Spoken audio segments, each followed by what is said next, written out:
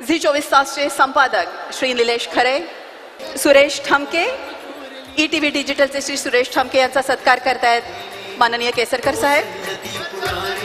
त्यानंतर श्री तुळशीचं रोप देखील देऊन त्यांचा सत्कार होतोय. अतिशय शुभ असा हा संकेत. यानंतर झी 24 तासचे संपादक श्री निलेश खरे,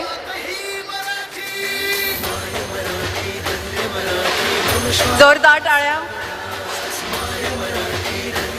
आणि श्री मिलिंद लिमये,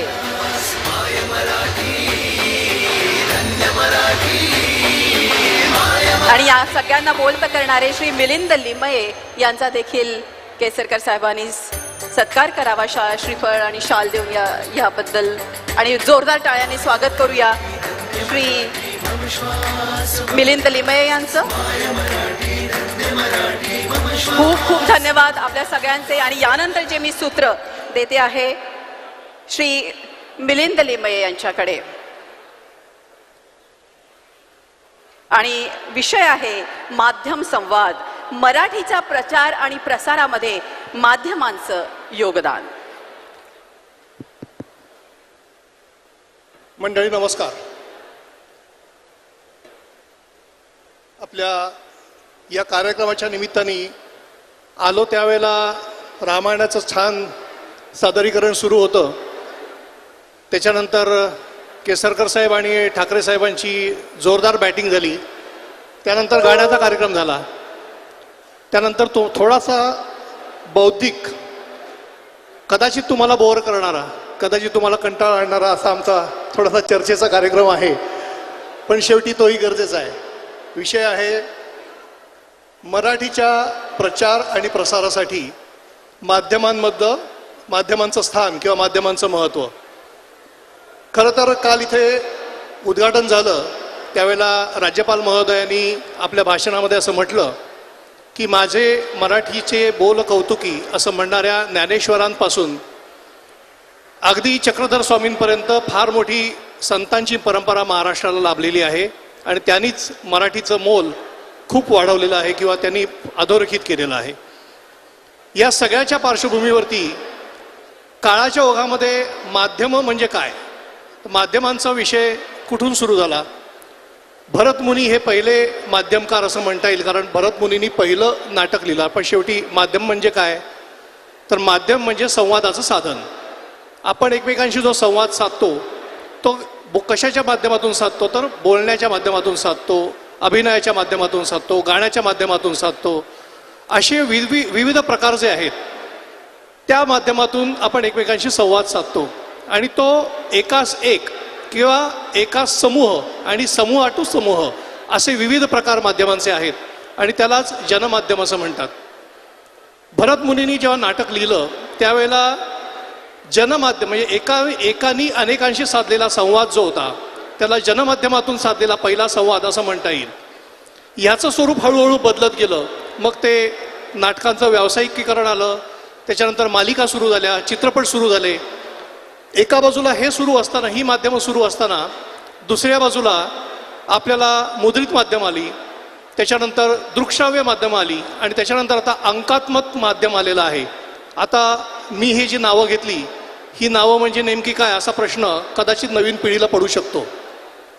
मुद्रित माध्यम म्हणजे काय, त्याला आपण तसं म्हटलं तर सोप्या मराठीमध्ये प्रिंट मीडिया असं म्हणतो. आपल्या मराठीची थोडीशी व्याख्या बदललेली आहे आपण आता. दृकश्राव्य माध्यम म्हणजे काय, तर ज्याला आपण इलेक्ट्रॉनिक मीडिया असं म्हणतो. आणि अंकात्मक माध्यम म्हणजे काय, ज्याची आता खरी तर पुढची दुनिया आहे, तर अंकात्मक माध्यम म्हणजे डिजिटल मीडिया. अशा पद्धतीचं ते माध्यम बदलत गेलेलं आहे. या माध्यमांचं आता मराठीच्या प्रसार आणि प्रचारामध्ये योगदान काय आहे याची आपण थोडीशी चर्चा करणार आहोत.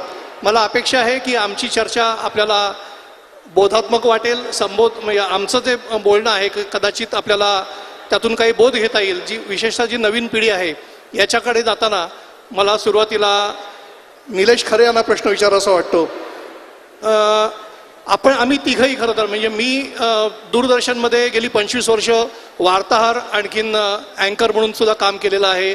डेस्कवरती म्हणजे ज्या टेबलवरती जिथे बातम्या बनतात त्या ठिकाणी पण काम केलेलं आहे. बाहेर वार्ताहर म्हणून आजही काम करतो. त्याचबरोबर डिजिटल माध्यमही चालवतो. आम्ही तिघांनी पण प्रिंट माध्यमामधून म्हणजे मुद्रित माध्यमातून काम केलेलं आहे, इलेक्ट्रॉनिक माध्यमातून काम करतो आहोत किंवा केलेलं आहे आणि डिजिटल माध्यमामधून सुद्धा काम करतो आहोत. अशा परिस्थितीमध्ये निलेशजी मला तुम्हाला पहिला सुरुवात अशी करायची आहे की आज माध्यमांमध्ये मराठीची जो प्रचार आणि प्रसार जो आपण ज्याला म्हणतो हा खरोखर या गोष्टीची म्हणजे विचार करण्याची आवश्यकता आहे असं वाटतं का? मुळात एखादी माध्यम ज्या वेळेला सुरू होतं ते ज्या भाषेशी निगडीत असतं त्यातून त्या भाषेचा प्रचार प्रसार हा होणारच असतो. आज महाराष्ट्रामध्ये न्यूज चॅनल म्हणून 10 टेलिव्हिजन न्यूज चॅनल्स आहेत आणि इतकंच नाही, जर आपण माध्यम म्हणून विचार केला ते एंटरटेनमेंटशी साधारण 10 चॅनल आहेत. आज 20 चॅनल हे मराठी भाषेमध्ये काम करतात. ज्या वेळेला एखादी माध्यम म्हणून तुम्ही काम करताय तर त्या माध्यमाला लागणारा जो कंटेंट आहे तो त्या भाषेतूनच तयार होणार आहे आणि ज्या वेळेला त्या भाषेला कंटेंट म्हणून निर्मिती करायची असते तर निश्चितच भाषेचा विकास हा होत जातो. त्यामुळे माध्यमांची संख्या वाढत जाते, त्यानुसार भाषेचा विकास आणि त्याला लागणारी जी चालना आहे ती आपल्याला मिळताना पाहायला मिळते. आपण साधारण जर दशकभरापूर्वी किंवा 2 दशकापूर्वीच्या इलेक्ट्रॉनिक माध्यमावर नजर टाकली तर या भाषेत अत्यंत पुणेरी स्वरूपाच्या अशा भाषेचा वापर जो आहे तो मुख्यतः होताना पाहायला मिळाला किंवा आपण ज्याला प्रामाणिक मराठी भाषा म्हणतो अशा स्वरूपाच्या भाषेचा वापर होताना पाहायला मिळाला. मात्र टप्प्याटप्प्याने बोलीभाषेचा स्वीकार हा या माध्यमातून होत गेलेला आपल्याला पाहायला मिळतो. बोलीभाषा का स्वीकारली गेली तर जो प्रेक्षक आहे हा बोलीभाषेतला होता, ग्रामीण भाषेतला मुख्यतः प्रेक्षक असल्यामुळे त्या प्रेक्षकाशी थेट जोडलं जावं यासाठी म्हणून बोलीभाषेचा वापर हा खूप मोठ्या प्रमाणावर झाला आणि तो वाढत गेला. त्यातून मुळात अनेकांना त्या भाषेतला गोडवा म्हणजे अगदी आत्ता ज्या उत्तमोत्तम शोज टी व्हीवर सुरू आहेत त्यातलं जर आपण बघितलं तर कोकणी भाषा असेल, आगरी भाषा असेल, इतकंच नाही तर वैदर्भीय भाषेतला असेल, खानदेशी भाषेतून विनोदाचे कार्यक्रम असतील, अशा वेगवेगळ्या भाषांचा लहजा हा लोकांपर्यंत आणि प्रेक्षकांपर्यंत पोहोचतोय आणि त्यातून कोकणात राहणाऱ्या माणसाला वैदर्भीय भाषेतला गोडवा कळतोय, विदर्भातल्या माणसाला मालवणीतला गोडवा कळतोय. त्यामुळे निश्चितच माध्यमांमधून खूप मोठ्या प्रमाणावर भाषा विकासाचं काम होत आहे. ते अप्रत्यक्षपणे होत असेल त्यासाठी म्हणून खूप सरकारची मदत किंवा इतरांची कोणाची मदत घेऊन किंवा त्याचा गाजावाजा करून कोणताही कार्यक्रम होत नसेल, मात्र अप्रत्यक्षपणे निश्चितच ही माध्यमं ही भाषा विकासाचं काम करतायत. सुरेश, ह्याच विषयाला धरून मला असं म्हणायचं आहे की आता अंकात्मक माध्यम म्हणजे आपण डिजिटल मीडिया ज्याला म्हणतो, खरं तर तू प्रिंटमध्ये सुद्धा काम केलं आहे, मी देखील प्रिंटमध्ये काम केलं आहे, निलेशने सुद्धा प्रिंटमध्ये काम केलेलं आहे. आता जे डिजिटल माध्यम जे आलेलं आहे या डिजिटल माध्यमामध्ये खरं तर भाषा थोडीशी बदललेली आहे. म्हणजे मुद्रित माध्यमामध्ये असलेली जी भाषा आहे ही भाषा इलेक्ट्रॉनिकमध्ये गेल्यानंतर थोडीशी बदललेली दिसली. म्हणजे मी त्या विषयावरती नंतर येणार आहे, पण ती बदललेली दिसली. आता डिजिटल माध्यमामध्ये आपण ज्या वेळेला जातो तेव्हा डिजिटल माध्यमामध्ये ती आणखी थोडीशी बदललेली आहे असं तुला वाटतं का? किंवा मुद्रितमधली भाषा आत्ताची आणि डिजिटलमधली भाषा याच्यामध्ये तू साधारणपणे कशा पद्धतीचं मूल्यमापन करू शकतोस? मुद्रितमधली भाषा आणि डिजिटलमधली भाषा जर आपण पाहिलं तर मुद्रितची भाषा ही अजूनही प्रमाण भाषेशी जी आहे ती बांधिलकी ठेवून आहे. जर त्याच्यानंतरचा टप्पा आपण पाहिला तो दृकश्राव्य माध्यमांचा आहे, ज्याच्यामध्ये आपण बोली भाषेत किंवा सहजगत्या संवादाची जी आपली भाषा आहे त्या भाषेमध्ये आपण गेलो. त्याच्यानंतरचा जो आता टप्पा आहे तो जो डिजिटलचा टप्पा आहे तो प्रवाही आहे, ज्याच्यामध्ये बोलू ती मराठी हा जो नवीन हे आहे तो टप्पा आलेला आहे की मी जे व्यक्त होतोय. म्हणजे मुळात डिजिटल माध्यम हे केवळ पोर्टल किंवा डिजिटल चॅनेल्स इतकं मर्यादित नाही आहे, तर ते समाज माध्यमांमध्ये जेव्हा अगदी सगळ्याच ब्लॉग्सच्या माध्यमातून असेल किंवा आणखीन काही माध्यमातून असेल जे लोक व्यक्त होत आहेत ती त्यांची भाषा आहे. त्याच्यामध्ये भाषिक जे काही बाहेरच्या भाषेतून घेतलेले शब्द आहेत किंवा इंग्रजी भाषेतून आलेले शब्द आहेत जसेच्या तसे वापरले जातात. संगणक कोणी म्हणत नाही, थेट कम्प्युटर म्हणतं, ट्रेडिंग म्हणतात, ट्रॅडिशनल म्हणतात. परंतु हे भाषेतले शब्द आपण आता आत्मसात करतोय. किंवा काही काही मराठी शब्द आहेत ज्याला पुन्हा आम्ही इंग्रजीमध्ये कंसात तो शब्द डिजिटलला देतो, कीवर्ड्स ज्याला आपण म्हणू. त्याचं कारण असं आहे, सर्चिंग जेव्हा डिजिटल माध्यमातलं होतं ते कीवर्ड्सवर होतं आणि त्या कीवर्डची भाषा ही जागतिक भाषा झालेली आहे. डिजिटल माध्यमाचं कंपल्शन झालेलं आहे. Compulsion कारण त्याला झालेलं आहे. शेवटी युजरची संख्या फार युजरची महत्त्वाची आहे. संख्या फार आहे आणि त्याच्यासाठी आपल्याला कीवर्ड्स द्यावे लागतात आणि ते कीवर्ड्स हे इंग्रजीत असतात. याचा अर्थ आपण मराठीची नाळ तोडतोय, मराठीला दूर साजतोय अशातला भाग नाहीये. तर ज्ञानभाषा, गरजेची भाषा आणि लोकांपर्यंत संवाद साधण्याची भाषा याचं जे मिश्रण आहे ते आपल्याला आता डिजिटल माध्यमामध्ये पाहायला मिळत आहे. काही दिवस म्हणजे साधारणपणे एक 4-5 वर्षापूर्वी ठाण्यामध्ये कोकण मराठी साहित्य संमेलन झालं होतं आणि या संमेलनामध्ये एक विषय मराठी भाषेवरती इंग्रजीचं होणारं अतिक्रमण हा होता आणि त्यावेळेला माध्यमामधल्या लोकांना आरोपी म्हणून बसवलेलं होतं आणि जज म्हणून एक वेगळे म्हणजे न्याय देण्याकरता एका माणसाला बसवलं होतं आणि या संदर्भामध्ये बऱ्याच वेळेला आर्ग्युमेंट झाले. त्याच्यामध्ये मी नावं घेणार नाही काही लोकांची, परंतु ज्यांनी मराठी माध्यमामध्ये विशेषतः मुद्रित माध्यमामध्ये किंवा दृकश्राव्य माध्यमामध्ये इंग्रजीचा बोलबाला करायला सुरुवात केली अशा लोकांना त्या ठिकाणी बोलवण्यात आलं होतं. तर याच विषयाला धरून थोडंसं जावं असं म्हणतो की आपण जसं आता डिजिटल माध्यमामध्ये इंग्रजीचा शब्द वापरला जातोय तसं इलेक्ट्रॉनिकमध्येही वापरला जातो आणि मुद्रितमध्येही देखील वापरला जातोय. तर निलेश, मला हे विचारायचं तुला की इंग्रजीचा वाढता प्रभाव, उदाहरणार्थ एखाद्या पदाचं एखादं पर्टिक्युलर नाव आहे ज्याला आपण कार्यकारी अभियंता असं म्हणतो, त्याला मुद्रित माध्यमांनी किंवा इलेक्ट्रॉनिक माध्यमांनी एक्झिक्युटिव्ह इंजिनियर असं म्हणणं म्हणजे नवीन पिढीला त्या पदाला नेमकं काय मराठीत काय म्हणतात हे विसरण्यासारखं आहे किंवा विसरायला लावण्यासारखं आहे असं नाही वाटत का? अगदी निश्चितच. म्हणजे या मताशी मी पूर्णतः सहमत आहे. अधिवेशन संपल्यावर आपण गेली 20-30 वर्ष सूप वाजला असा शब्द वापरत होतो. सध्या अधिवेशन संपलं अशा स्वरूपात सांगितलं जातं. मुळात सूप वाजलं म्हणजे काय याचा कधी उलगडा होत नाही. नव्या पिढीला तो शब्दही कळत नाही. आपल्या पिढीला तो शब्द मुळात माध्यमातूनच कळला होता. पण पूर्णतः एखादी भाषा दुसऱ्या भाषेवर आक्रमण करते असं नसतं, ती स्वीकारली जाते. कोणतीच भाषा कधी आक्रमण करत नाही. मुळात मराठीतले प्रमुख अनेक शब्द जे आपण सहज दररोजच्या वापरामध्ये वापरतो ते फारसी आहेत. अनेक शब्द पोर्तुगीज भाषेतून आपण उचललेले आहेत. अगदी वडापाव जो अस्सल मराठी म्हणतो तो कुठे मराठी आहे, तोही बाहेरून घेतलेला आहे. त्यामुळे मराठीनं सातत्यानं अनेक शब्द स्वीकारले आणि जी जी भाषा वेगवेगळे शब्द स्वीकारते तीच मुळात विकसित होत जाते. त्यामुळे स्वीकारण्याला काहीही म्हणजे वावगं असं काही नाही. पण योग्य शब्द उपलब्ध असताना मुद्दाम म्हणून इतरांचा शब्द किंवा इतर भाषेतला शब्द स्वीकारणं हे अयोग्य आहे. सावरकर असतील किंवा अगदी पु ल देशपांडे असतील, त्यांनी अनेक इंग्रजी शब्दांना मराठी शब्द उपलब्ध करून दिलेले आहेत. दिनांक सारखा शब्द हा सावरकरांनी आपल्याला उपलब्ध करून दिला. त्याचं मुळात त्यामागचं सगळं साहित्य उपलब्ध आहे. पण अनेकांना हे शब्द कुठून आले तेही कळलं नाही. छत्रपती शिवाजी महाराजांनी खूप मोठं काम केलं मराठी शब्दकोशाचं, त्यातून अनेक मराठी शब्द उपलब्ध झाले. म्हणजे मंत्रिमंडळातले अनेक शब्द आज जे आपण वापरतो, अगदी नसती सारखा शब्द, नसती, मला वाटतं अगदी मंत्रिमंडळातल्या आणि प्रशासनातल्याच लोकांना नसती हा शब्द काय असतो ते कळत असेल. सर्वसामान्य मराठी माणसाला नसती हा शब्दच ठाऊक नाही. त्यामुळे अनेक उत्तम शब्द उपलब्ध असतात, मात्र ते बोजड असतात. माध्यमं ही थेट समाजाशी संवाद साधणारी असतात, त्यात बोलीभाषा असावी अशा स्वरूपाचा प्रयोग असतो. पण जर योग्य पद्धतीने बोलीभाषेतले शब्द वापरले गेले तर आपण माध्यमातून मराठीचा विकास निश्चितपणे करू शकतो. आणि हा जो आक्षेप आहे तो मी काही प्रमाणावर निश्चितपणे स्वीकारतो. याला जोडून मला थोडंसं असं म्हणायचं आहे की आपण इंग्रजी एखादी परकीय भाषा आपण स्वीकारतोय किंवा अनेक शब्द फारसीतून आले शब्द, उर्दूतून आले, आणखी इतर भाषेतून शब्द आले, ते मराठीमध्ये रूढ झाले आणि ज्याला आपण आता मराठी रूढ शब्द असं म्हणतो आपण, वास्तविकतेत असे नाही आहेत.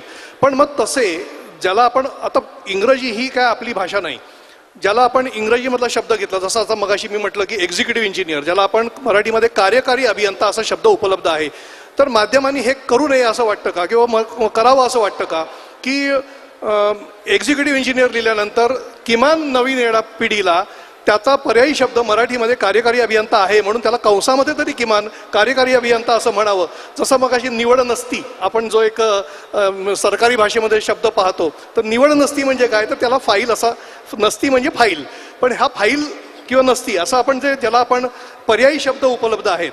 हे कुठेतरी माध्यमांनी शिकवण्याची गरज आहे किंवा माध्यमांचं हे जे काम आहे की लोकांपर्यंत योग्य गोष्ट पोहोचवणं, तर हे देखील माध्यमांचं काम आहे असं नाही वाटत का? नाही, मला असं वाटतं की कंसात शब्द छापणं किंवा एक्झिक्युटिव्ह इंजिनियर म्हणणं आणि त्यानंतर मराठी शब्द सांगणं, मुळात आहे ना प्रत्येक शब्दाला आणि प्रत्येक सेकंदाची एक किंमत आहे माध्यमामध्ये. उगाचच तो एक सेकंद वाया घालण्या इतपत तुमच्याजवळ वेळ उपलब्ध नसतो आणि तो एक शब्द जास्तीचा लिहिण्या इतपतही तुमच्याजवळ वेळ नसतो. मुळात तुम्ही योग्य शब्द आणि सहजतेनं तो तुमच्या वाचकांना प्रेक्षकांना कळेल अशा स्वरूपात व्यक्त होईल याची मांडणी करणं गरजेचं आहे. त्यासाठी म्हणून जी नवी पिढी येते त्यांना या शब्दाचे पर्यायी शब्द वरिष्ठांनी सांगणं गरजेचं आहे. माध्यमांमधले वरिष्ठच जर याकडे दुर्लक्ष करत असतील तर ते होणं अशक्य आहे.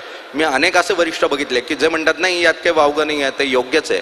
आपण मुळात हे शब्द वापरले पाहिजे. इंग्रजी डिजिटल माध्यमात हा सर्वात मोठा प्रश्न आहे की कीवर्ड सर्च इंजिनमध्ये जे वापरले जातात ते इंग्रजी शब्दही असतात. मग मुख्यतः इंग्रजी शब्द वापरा अशा स्वरूपाच्या इन्स्ट्रक्शन्स या डिजिटल माध्यमातून वरिष्ठांकडून दिल्या जातात, कारण मग तुमची स्टोरी सहजतेनं गुगल सर्चवर उपलब्ध होऊ शकते.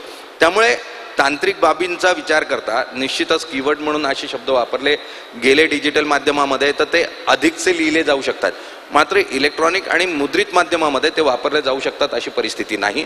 त्याला योग्य संपादकीय संस्कार हेच गरजेचे आहे आणि ते जोपर्यंत होणार नाही तोपर्यंत हे शब्द हे सहजतेनं स्वीकारले जाणार नाहीत. सुरेश, मी याच माध्यमातून पुढे जातो तुझ्याकडे, कारण तू डिजिटल माध्यमामध्ये काम करतोयस आत्ता आणि आपण एक जबाबदार पदावरती बसलेलो असतो. जसं म्हटलं की वरिष्ठांनी त्यांचे जे वार्ताहर आहेत किंवा त्यांच्या हाताखाली जे काम करणारे जे नवीन येणारी पिढी जी आहे त्यांना मार्गदर्शन करावं असं वाटतं. तर डिजिटल माध्यमामध्ये हे अशा पद्धतीने पुढे जावं असं तुला वाटतं का? निश्चितच असं पुढे गेलं पाहिजे. डिजिटल माध्यमामध्ये अनेक शब्द जे वापरले जातात ते थोडेसे म्हणजे इंग्रजी शब्द बऱ्यापैकी वापरले जातात. त्याचं कारण आत्ताच आपण त्यावर चर्चा केली. परंतु माध्यम प्रमुखांनी किंवा तिथे जे वरिष्ठ पदावर आहेत त्यांनी आपल्या सहकाऱ्यांना सातत्याने हे सांगितलं पाहिजे की हे याला पर्यायी मराठी शब्द आहेत. नसतीचा आपण जो वारंवार उल्लेख केला, नसतीला संचिका हा सुद्धा शब्द आहे, तो सुद्धा वापरला गेला पाहिजे. परंतु तो लोकांच्या अंगवळणी पडला पाहिजे. परंतु आपण जोपर्यंत वापरत नाही, लोकांना त्याची सवय लावत नाही, तोपर्यंत ते होणार नाही. जबाबदार असेल, इनामदार असेल, फारसीमधून असे शब्द आपण आयात केले, अन्य भाषांमधून सुद्धा स्वीकारले. भाषा ही प्रवाही आहे, त्यामुळे अन्य भाषेतून जेव्हा आपण शब्द स्वीकारतो तेव्हा भाषा आपली भाषिक आक्रमण झालं असं म्हणण्याची गरज नाही. तर ते आपण हे केले, आपली भाषा अधिक समृद्ध होते आणि भाषा समृद्ध होणं जास्त महत्त्वाचं आहे. ती टिकण्यासाठी आता जर आपण पाहिलं तर आपण इथे सगळे बसलो आहोत. हा जो डायस आहे तो आहे विश्व मराठी संमेलनाचा आणि याला जगभरातून लोक आले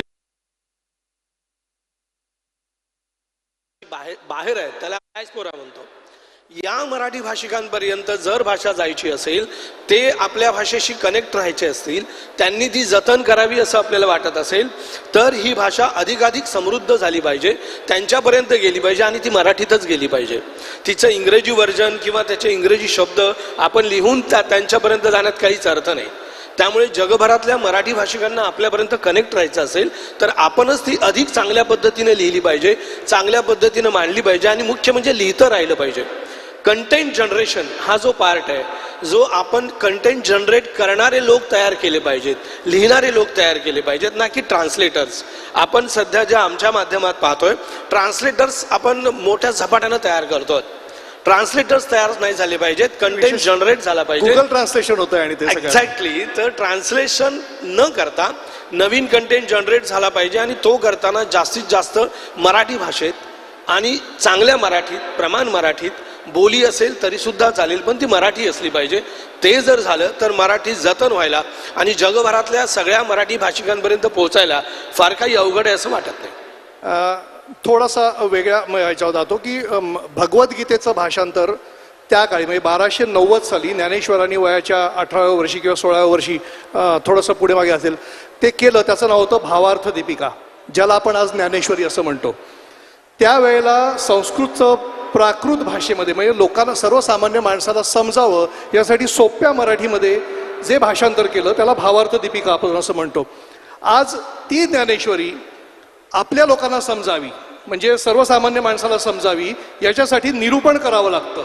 म्हणजे ती मराठी सुद्धा आज आपल्याला कठीण वाटायला लागलेली आहे ती आणखी सोपी करण्याकरता काही मध्ये निरूपणकार आता अनेक निरूपणकारांच्या पिढ्या जन्माला आलेल्या आहेत आणि ते निरूपण करतात. ज्ञानेश्वरीचं निरूपण म्हणजे सोप्या मराठीचं पुन्हा आणखी सोप्या मराठीमध्ये आपण रूपांतर करतोय.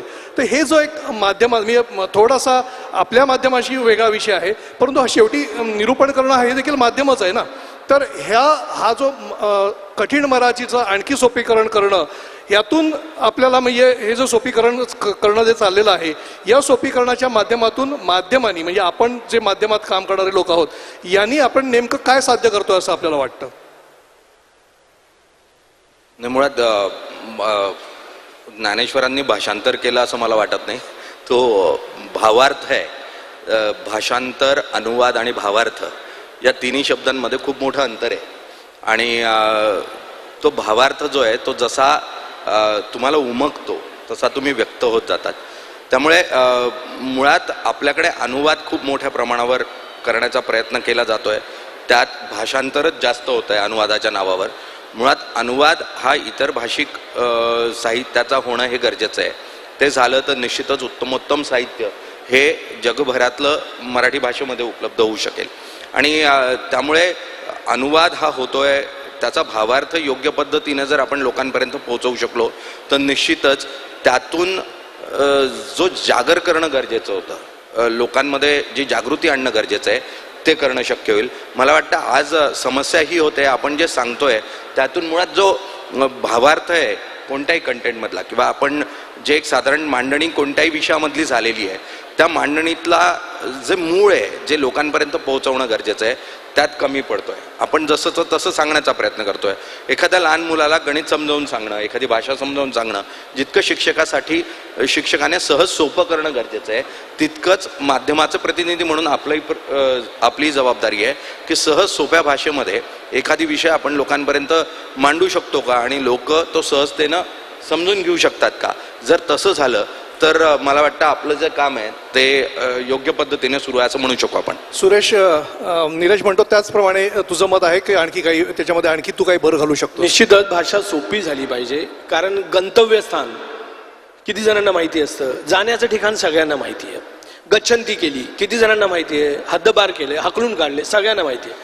माझं म्हणणं आहे की हे जे वापरातले शब्द आहेत त्याचे पर्यायी शब्द आणि ते सोप्या भाषेत.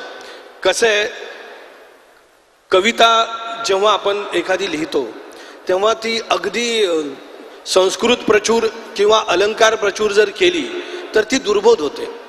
दुर्बोध होता कामा नये. ती सहज लोकांपर्यंत गेली पाहिजे, पोहोचली पाहिजे. त्याच्यात गेयता पाहिजे, सहजता पाहिजे आणि माधुर्य पाहिजे. भाषेचंही नेमकं तेच आहे. भाषेत माधुर्य असेल, लोकांपर्यंत पोहोचण्यासाठी सोप्या भाषेत समजेल अशा शब्दात जर मांडणी असेल तर ती पोहोचते आणि लोक ती स्वीकारतात. त्याचप्रमाणे जर मी तुम्हाला यातली काही जे गमतीशीर उदाहरणं देतो आपल्या माध्यमातली की नेमकं काय घडतं कित्येकदा. एक मंत्री मुंबईत आले होते आणि आमच्या एका प्रसारमाध्यमातल्या मैत्रिणीने तिला असं सांगितलं की ते आलेत, पटकन सांग. तर तिने पटकन बातमी दिली की मंत्री पाय उतार झाले. ते मुंबईत आले याला तिने पाय उतार हा शब्द वापरला. म्हणजे अशा पद्धतीचं जर त्या शब्दांचं आपल्याला महत्त्व माहीत नसेल, त्याचा नेमका अर्थ माहीत नसेल तर काय चुका होतात. नवीन एक माध्यमामध्ये अशीच एक सहकारी आपली आली होती आणि आपल्या माध्यमामध्ये कोणत्याही व्यक्तीच्या नावापुढे आपण श्री वापरत नाही. तर त्या व्यक्तीला आम्ही सांगितलं का नावापुढे श्री नाही वापरायचं, तर तुलीही तिने बातमी दिली की असे ना पेंडसे म्हणाले, असे ना पेंडसे म्हणाले. म्हटलं ना पेंडसे कोण आहे? म्हणजे तुम्हीच म्हणालात ना श्री नका लिहू. तर श्रीना पेंडसे ते तिने श्री काढलं. म्हणजे जर तुमच्याकडे माहीत नसेल, त्याचा वापर कसा करायचा हे नसेल तर अशा पद्धतीच्या गमती जमती होतात. शब्द समजून घेणं आणि भाषा लोकांपर्यंत पोहोचवण्यासाठी आधी आत्मसात आपण करायला पाहिजे, माध्यमांनी करायला पाहिजे आणि ती तितक्या सहज पद्धतीने लोकांपर्यंत जायला पाहिजे. मला यामध्ये एक सांगायचं आहे की आता माध्यमांमध्ये आपण म्हणी आणि वाक्प्रचार यांचा अत्यंत कमी वापर करतो. वापर होताना दिसतच नाही. एकेकाळी मौखिक जेव्हा आपली परंपरा होती, जेव्हा आपल्याकडे लिहायचं लिपिक असं काही नव्हतं, लिपी नव्हती, तेव्हा जी आपली सगळी भाषा आहे ती मौखिकच होती. जात्यावरच्या जे काही असतील ओव्या असतील, म्हणी असतील, गाणी असतील, या सगळ्यांमधून भाषा आपल्याकडे येत राहिली. आपल्याकडे येणारे वासुदेव असतील, बारुडी असतील, गोंधळी असतील, या सगळ्या माध्यमातून ती टिकली आणि लोकांपर्यंत गेली. आता ही सगळी माध्यमं हळूहळू हद्दपार होत चालली आहेत. आता ती भाषा टिकवण्याची जबाबदारी आपली आहे. जर ती जबाबदारी आपली असेल तर त्या भाषेतला गोडवा, त्या भाषेतल्या म्हणी, त्या भाषेतले वाक्प्रचार टिकवून ठेवणं आणि त्या लोकांपर्यंत पोहोचवणं हे माध्यमांचं काम आहे आणि ते आपण करायला पाहिजे. मी याच मुद्द्याला धरून पुढे जाऊ इच्छितो की आता जे माध्यमांमधली जी भाषा आहे, म्हणजे जी येणारी नवीन पिढी आहे, आपण बोलीभाषा त्याच्यामधली आत्मसात करायला सुरुवात केली आहे. म्हणजे ज्याला प्रमाण भाषा आपण म्हणत होतो पूर्वी, ती प्रमाण भाषा हळूहळू बाजूला होते. म्हणजे काळाच्या ओघात काही गोष्टी बदल ज्या घडतात किंवा भाषा प्रवाही आहे ज्याला आपण म्हणतो, त्या प्रमाणात काही ते होणारच आहे. परंतु भाषेमधलं म्हणजे माध्यमांमधल्या भाषेचं व्याकरण बिघडत चाललेलं आहे, असा फार मोठा आरोप आत्ताच्या घडीला आपल्यावरती होतो आहे आणि ही वस्तुस्थिती देखील आहे. तर अशा परिस्थितीमध्ये हे व्याकरण बिघडू नये. पुन्हा एकदा या विषयावरती आपण माध्यम म्हणून लक्ष देण्याची गरज आहे का? कारण मराठी माध्यम म्हणजे माध्यमामध्ये ज्या पद्धतीने लिहिलं जातं, ज्या पद्धतीने बोललं जातं, ती भाषा म्हणजे कानाला इतकी कठोर वाटायला लागलेली आहे की कधी कधी लोक चॅनल बंद करायची वेळ येते, काही पर्टिक्युलर चॅनल किंवा काही माध्यमं. तर हे बदलण्याकरता किंवा हे चुकीचं आहे असं वाटत नाही किंवा हे बदलण्याकरता काय करावं असं आपलं वाटतं? निलेश. मुळात आहे ना, बोली भाषेमध्ये ओघवतपणे बोलवत असताना दरवेळेला व्याकरणाचे नियम जसेच्या तसे वापरलेच जातील असं नाही.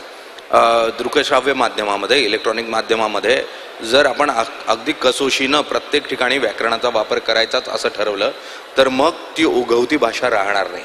आणि त्यामुळे ओघवता बोलण्यामध्ये किंवा समोर टेलिप्रॉम्प्टर अनेकदा उपलब्ध नसतो, समोर काय लिहिलं आहे हे उपलब्ध नसतं आणि येणारी माहिती जी आहे ती जास्तीत जास्त विस्तृतपणे मांडण्याची वेळ ही अँकरवर येत असते.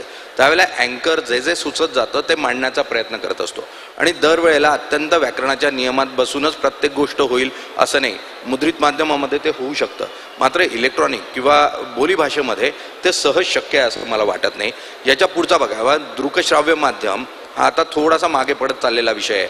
उद्याच्या काळामध्ये फक्त ऑडिओमध्ये किंवा रेडिओ माध्यम जे आहे त्याला अत्यंत महत्त्व पुढच्या 5 वर्षामध्ये येताना आपल्याला पाहायला मिळेल. अशा ठिकाणी सहज सोपं मांडणी करत असताना व्याकरणाचे नियम हे तंतोतंत पाळले जाणार नाही.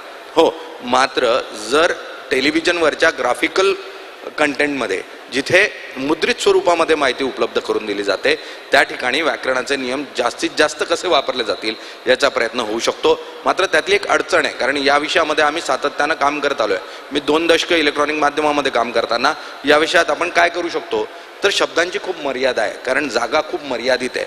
मला 3 शब्दांमध्ये 4 शब्दांमध्येच विषय मांडायचा आहे. मग त्यावेळी तो व्याकरणाचा नियम जो आहे तो बाजूला ठेवून मला माझ्या विषयातला मतितार्थ किंवा मला जे सांगायचं आहे ते मी प्रेक्षकांना सांगू शकतो का या दृष्टीने प्रयत्न करतो. त्यामुळे तांत्रिक अडचणींचाही विचार या ठिकाणी करावा लागेल.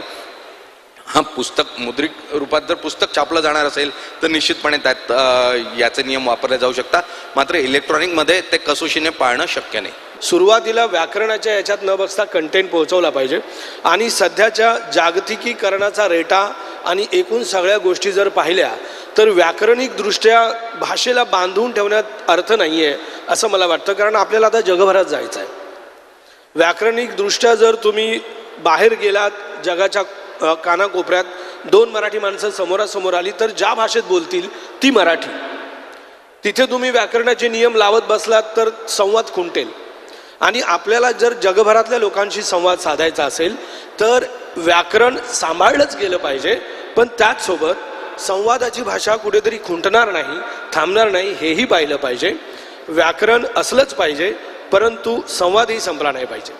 बरोबर आहे. यात मी एकच म्हणेन की साधारण जे नवीन माध्यमं येत आहेत या सर्व माध्यमांचं जे अल्गोरिथम आहेत, त्याची जी मांडणी आहे, त्याचं जे डिझायनिंग आहे, त्यामागचं जे एक AI नावाचं ब्रेन वर्क करत आहे, हे सगळं विचार करतं ते इंग्रजी पद्धतीनं. ते जोपर्यंत आपण आपल्या भाषेत विचार करण्या इतपत सक्षम करत नाही किंवा ते आपण स्वतः विकसित करत नाही तोपर्यंत ते मराठी भाषेचा विचार करणार नाही.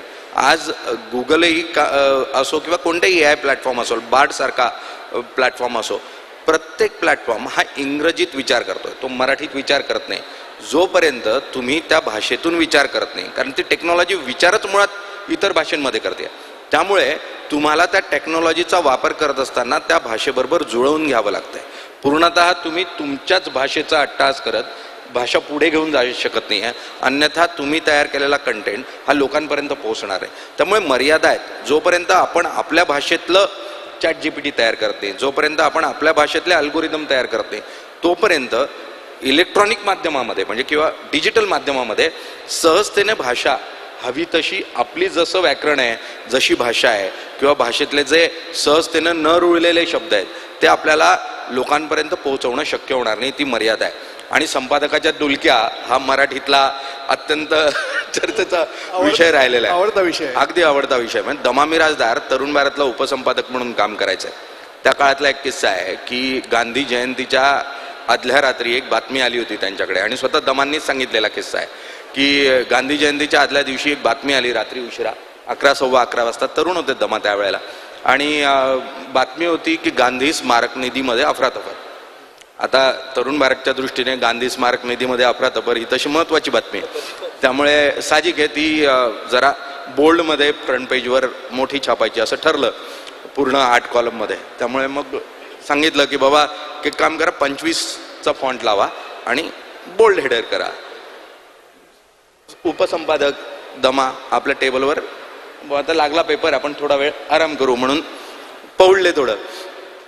तर थोडंसं झोप लागली तेवढ्यात खिळे लावणार आला. त्यावेळेला खिळ्यांची प्रेस असायची, त्यामुळे खिळे लावणार आला. तो म्हणला साहेब ते स्मारकमधला स्म आहे ना तो 25 मध्ये नाही आहे, तो 20 मध्येच उपलब्ध आहे. तर हे म्हणलं हा ठीक आहे लावून टाक 20 मधला. परत खिळे लावणारा गेला, त्याने तो लावला. त्यावेळेला प्रेस साहजिक आहे, खिळा प्रेस ती छापण्याची पद्धत, खट खट खट खट खट खट करत तो मशीन सगळं चालायचं. त्या सगळ्या गदारोळात आणि त्या आवाजात आणि त्या धक्क्यात तो 20चा जो स होता तो अर्धा स उडाला. आणि दुसऱ्या दिवशी बातमी छापून आली गांधी स्मारक निधीमध्ये अफरातफर. त्यामुळे प्रत्येक वेळेला चूक जी आहे ती फक्त उपसंपादकाचीच असते असं नाही, कधीतरी ती मशीनची असते, कधी ती तंत्रज्ञानाची असते. त्यामुळे असे किस्से जे आहेत मग ते उपसंपादकाच्या डुलक्या म्हणून प्रसिद्ध होतात. आपण शेवटी म्हणजे या सगळ्या चर्चेतून आपल्याला एक निश्चितपणे लक्षात आलेलं आहे की भाषा ही संवादाचं माध्यम आहे. आणि जितक्या प्रवाही भाषेमध्ये म्हणजे आजच्या तरुण पिढीची भाषा, कालची व्याकरणाची भाषा, मधल्या काळामधल्या असलेल्या पिढीची भाषा, कारण त्यांनी ते व्याकरण सगळं सांभाळत आलेलं आहे आणि त्यांना हे होणारे जे बदल आहेत हे बदल फारसे रुचत नाहीत, पचत नाहीत आणि मग ते नवीन पिढीला थोडासा दोष देण्याचा प्रयत्न करतात. नवीन पिढी असं म्हणते की आम्ही जे बोलतो आहोत तेच आम्ही माध्यमांमध्ये सादर करतो आहोत. त्यामुळे शेवटी भाषा जशी प्रवाही असते आपण काही शब्द स्वीकारले पाहिजेत. त्याचबरोबर तुम्हाला असं वाटत नाही का की जसं व्याकरणाची दिशा देणारी काही पुस्तकं आली किंवा व्याकरणाला मराठी भाषेला काहीतरी प्रवाहित करण्याकरता किंवा ती योग्य कशी असावी याकरता काही गायडन्स करणारी किंवा मार्गदर्शन करणारी पुस्तकं असावी, तसं आता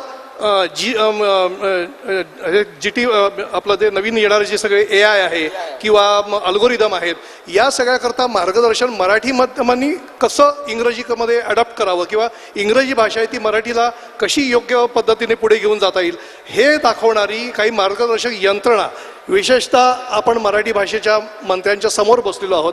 तर मराठी भाषा मंत्र्यांनी या संदर्भामध्ये अशा पद्धतीची यंत्रणा सरकारी पातळीवरती तयार करून जी माध्यमांना उपयोगी पडेल आणि माध्यमं मराठीचा प्रचार आणि प्रसार अधिक चांगल्या पद्धतीने करू शकतील अशा पद्धतीची काही यंत्रणा तयार करावी असं वाटतं का?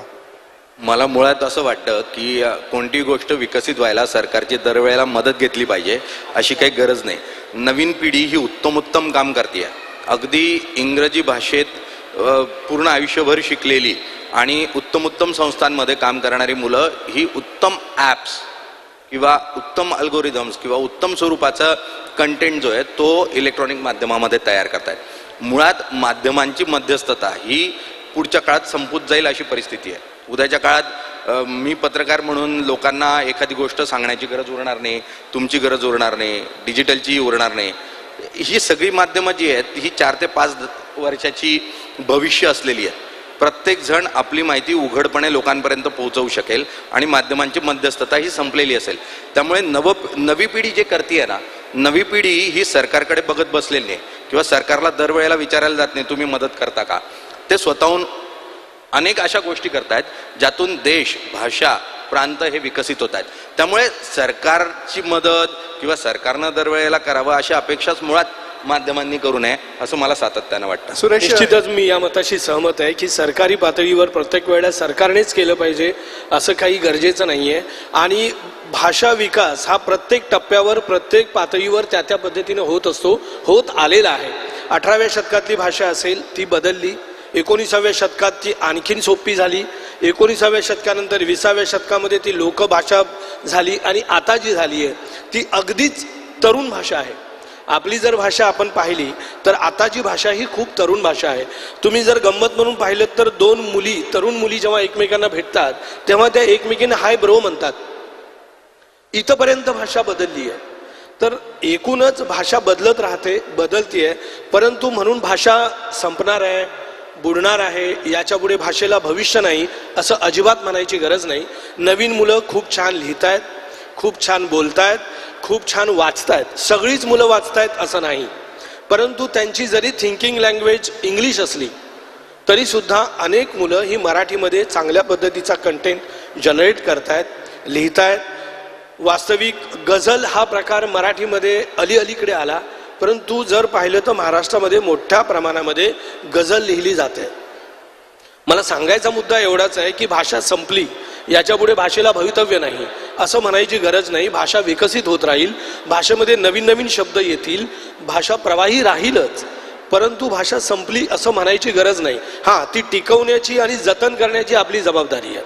त्याच्यासाठी नव्या पिढीने वाचलं पाहिजे, सकस वाचलं पाहिजे, दर्जेदार वाचलं पाहिजे. यासाठी आपण माध्यमांनी त्यांना प्रवृत्त केलं पाहिजे, प्रेरित केलं पाहिजे, ही आपली जबाबदारी आहे. परंतु म्हणून त्यांच्या पातळीवर काही वेगळं यंत्रणा उभी करावी आणि त्यांना विकसित करावं याची गरज नाही, कारण त्याने ते होत नाही. प्रत्येक वेळेला तुम्ही नियम घालून आणि सक्ती करून काहीच होत नाही, ते आतून यावं लागतं.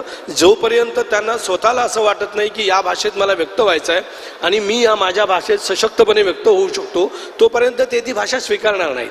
आणि एकदा त्यांना ते कळलं की तुम्हाला जबरदस्ती आणि सक्ती करण्याची, अगदी खळखटक करण्याचीही गरज लागत नाही. मी फक्त यात एकच म्हणेन, कारण स्वतः सचिव मॅडम आणि मंत्री महोदय या ठिकाणी आहेत. गेल्या काळामध्ये आपण, कारण कोर सब्जेक्ट्सवर काम करणं गरजेचं आहे. हे जर डिजिटल किंवा डेव्हलपमेंटल सब्जेक्ट आहेत ते नवी पिढी सांभाळते. कोर सब्जेक्ट म्हणजे मराठीतल्या ज्या बोलीभाषा आहेत ना, त्या बोलीभाषांचं अजूनही ज्या स्वरूपाचं डॉक्युमेंटेशन होणं गरजेचं आहे ते झालेलं नाही. आपण गेली 10, 15, 20 वर्ष यावर वेगवेगळ्या माध्यमातून चर्चा करतोय की बोलीभाषेचं प्रॉपर डॉक्युमेंटेशन व्हावं आणि ती संग्राह्य उपलब्ध व्हावी वेगवेगळ्या स्वरूपामध्ये. म्हणजे फक्त ती लिखित स्वरूपामध्ये डॉक्युमेंटेशन व्हावं का, तर नाही, ती बोली स्वरूपामध्ये उपलब्ध असावी, ती दृकश्राव्य स्वरूपामध्ये उपलब्ध असावी. अशा वेगवेगळ्या माध्यमांमध्ये जर ती उपलब्ध झाली, त्या दृष्टीने कामही सुरू झालं होतं. सुमारे 10 वर्षापूर्वी यावर काम सुरू झालं होतं, मात्र ते थोडंसं पुढे जाऊन थांबलं. अनेकांचे अनेक स्वरूपाचे त्यात हितसंबंध असतात, अनेक अडचणी असतात, जे काय असेल, पण आजही बोली भाषेंचं योग्य डॉक्युमेंटेशन होणं हे खूप गरजेचं आहे. कारण पुढच्या पिढीला, नवीन पिढी ही सातत्यानं भाषा विकसित करत चालली आहे, नवीन स्वीकारत चाललेली आहे आणि ती आपल्या मानाने त्यांच्याकडे जे उपलब्ध आहे ते जास्तीत जास्त त्याची रूपांतर उपलब्ध करून देण्याचा प्रयत्न करते. मात्र जे कोर सब्जेक्ट्स आहे ते आपण संग्राह्य करण्यासाठी काम करणं गरजेचं आहे. त्या दृष्टीने जर येत्या काळामध्ये भाषा विभागानं सरकार म्हणून काम केलं तर निश्चितपणे त्याचा दूरगामी असा फायदा हा मराठीला आणि महाराष्ट्राला होऊ शकेल. निश्चितच मराठी भाषेमध्ये प्रचंड बोली आहेत. अहिराणीपासून वैदर्भीपासून या सगळ्या बोली ज्या आहेत त्या टिकल्या पाहिजेत. या टिकवण्यासाठी बोली भाषांसाठी एक वेगळं दालन सरकारी पातळीवर जर काही करता आलं आणि त्या टिकवण्यासाठी त्या त्या क्षेत्रातल्या लोकांना भेटून, ज्यांच्याकडे दस्तावेज उपलब्ध आहेत, ज्यांच्याकडे जुन्या काही गोष्टी उपलब्ध आहेत, त्या जर एकत्र केल्या आणि त्या टिकवण्याचा जर आपण प्रयत्न केला तर पुढच्या पिढीसाठी निश्चितच ते खूप महत्त्वाचं डॉक्युमेंटेशन होईल. कारण बोली खरं तर प्रमाण भाषाच्या अट्टाहासामध्ये बोली भाषांकडे दुर्लक्ष होत आहे आणि बोली भाषा नामशेष होत चालल्यात. ही एक दुर्दैवाची बाब आहे. बोली भाषा टिकून राहिल्या पाहिजेत, त्याचा गोडवा आणि माधुर्य टिकावं, याच्यासाठी त्याचं दस्तावेजीकरण झालं पाहिजे. त्या दृष्टीने सरकारी पातळीवर प्रयत्न व्हायला पाहिजे. निश्चितपणे आपण या थोड्याशा चर्चेचा समारोप करताना मी याच मुद्द्याकडे येईन की 100हून अधिक साहित्य संमेलनं आपली झालेली आहेत, मराठी नाट्य संमेलनं झालेली आहेत आणि ज्या भाषेची 100हून अधिक नाट्य संमेलनं आणि साहित्य संमेलनं होतात ती भाषा काही इतकं सहजासहजी मरणपंथाला लागू शकत नाही. नवीन पिढी जी भाषा घेऊन आलेली आहे किंवा बोलीभाषा ज्या आपल्याकडे मूळ उपलब्ध आहेत, या उपलब्ध असलेल्या भाषा अधिक विकसित करणं आणि नवीन पिढीची विकसित झालेली भाषा अधिक प्रवाहित करणं, हे जर आपल्याकडून जर माध्यमांच्या कडून जर शक्य झालं किंवा माध्यमांनी याकडे लक्ष दिलं तर निश्चितपणे मराठी भाषेला कुठल्याही परिस्थितीमध्ये येणारी काही हजार वर्ष तरी मरण असणार नाही. अपेक्षा एवढीच आहे की मराठी भाषेला जो अभिजात भाषेचा दर्जा केंद्र सरकारकडून मिळायला हवा तो जर मिळाला तर निश्चितपणे एक मोठ्या टप्पा आपण गाठला असं म्हणता येईल. मला अशी अपेक्षा आहे की आम्ही जो काय आता विचार मांडले किंवा आम्ही जे काय आमच्या चर्चेतून जे काय आपल्यापर्यंत पोहोचलं त्याचा निश्चितपणे आपल्याला फायदा होईल. आज आपण या चर्चेमध्ये आपण सगळे सहभागी झालो याच्याबद्दल मी आयोजकांच्या वतीने तुम्हा दोघांचे आभार मानतो. धन्यवाद.